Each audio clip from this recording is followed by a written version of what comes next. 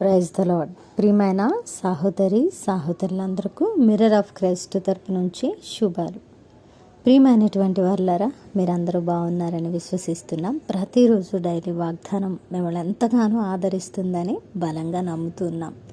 విన్న వాక్యాలను తప్పకుండా షేర్ చేయండి. మరి టీవీ పరిచర్య కొనసాగిస్తూ ఉన్నాం. ఎంతో భారంతో కొనసాగుతూ ఉన్నది. ఆర్థికంగా ఎంతో అవసరత ఉన్నది.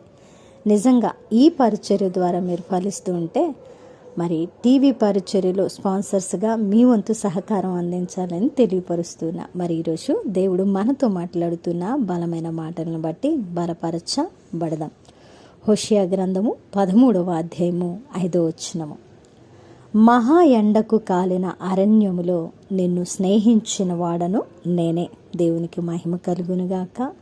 అద్భుతమైన వాగ్దానము ద్వారా దేవుడు ఈరోజు మనల్ని బలపరుస్తూ ఉన్నారండి. ఆయన మంచి స్నేహితుడు వలె మనల్ని ఎంతగానో ప్రేమించి ప్రాణం పెట్టిన మన మంచి స్నేహితుడు మనతో మాట్లాడుతున్న మాట ఏంటి అంటే, ప్రియమైన బిడ్డ, నువ్వు ఎండకు కాలిన అరణ్యంలో ఒంటరిగా రోధిస్తూ ఉంటే, నిన్ను పట్టించుకునే దిక్కు లేని స్థితిలో నీవు ఉంటే, నిన్ను మనుషులు చూసి చూడనట్లు వెళ్ళిపోతూ ఉంటే, నేను మాత్రము నిన్ను స్నేహించిన వాడగా ఉన్నాను.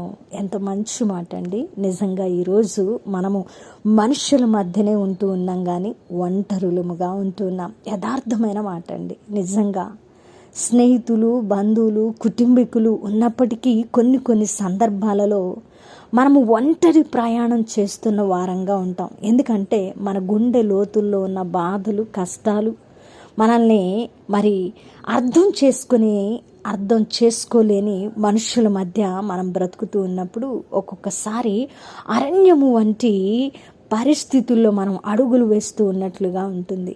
మరి మహా ఎండకు కాలిన అరణ్యములో ఒంటరితనంలో ఉన్నావా? ఈరోజు నాకు సహాయం చేసేది ఎవరు అని అనుకుంటూ ఉన్నావా?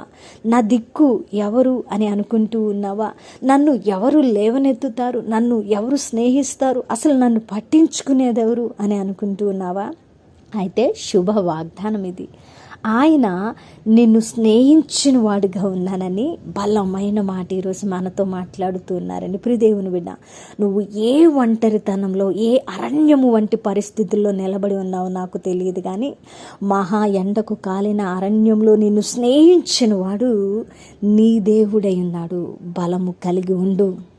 దిక్కుతోచని స్థితిలో ఉన్నానని భ్రమపడవద్దు. ఎందుకంటే నీ దిక్కు ఆయనై నిన్ను స్నేహించిన వాడుగా, నిన్ను విడిచిపెట్టక నిన్ను ప్రేమించి హక్కును చేర్చుకోవడానికి ఆయన ఇష్టపడుతూ ఉన్నారు. ఒకవేళ దేవునికి దూరంగా వెళ్ళి పాపానికి, లోకానికి అప్పగించబడి ఇశ్రాయేలీల ప్రజల వలె వ్యభిచరించిన వ్యక్తిగా ఉంటే, ఈరోజు హోషియా ప్రవక్త ద్వారా ఆనాటి ఇశ్రాయేలీలతో మాట్లాడిన దేవుడు ఇదే మాట ద్వారా నీతో బలంగా మాట్లాడుతున్నారు. నువ్వు తిరిగి వస్తే, నువ్వు మరలా నా యొద్దకు చేరితే, నా వైపు తిరిగి నువ్వు మొర్ర పెడితే, నన్ను ప్రేమిస్తే, నేను తప్పకుండా నేను స్నేహించే దేవుడిగా ఉన్నానని. ప్రియదేవుని బిడ్డ, మనము ఏ పరిస్థితుల్లో ఉన్నా, ఏ అరణ్యము వంటి ఎండకు కాలిన దిక్కుతోచని స్థితిలో ఉన్నా, ఆయన మనల్ని విడువక ప్రేమించి స్నేహించి హత్తుకునే దేవుడని మన విశ్వాసంతో నమ్మినప్పుడు, ఆనాటి ఇశ్రాయేలీల జనాంగాన్ని ఎలాగైతే విడిపించి ప్రేమించి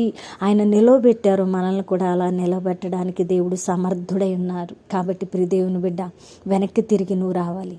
నువ్వు ఆయనను హత్తుకోవాలి.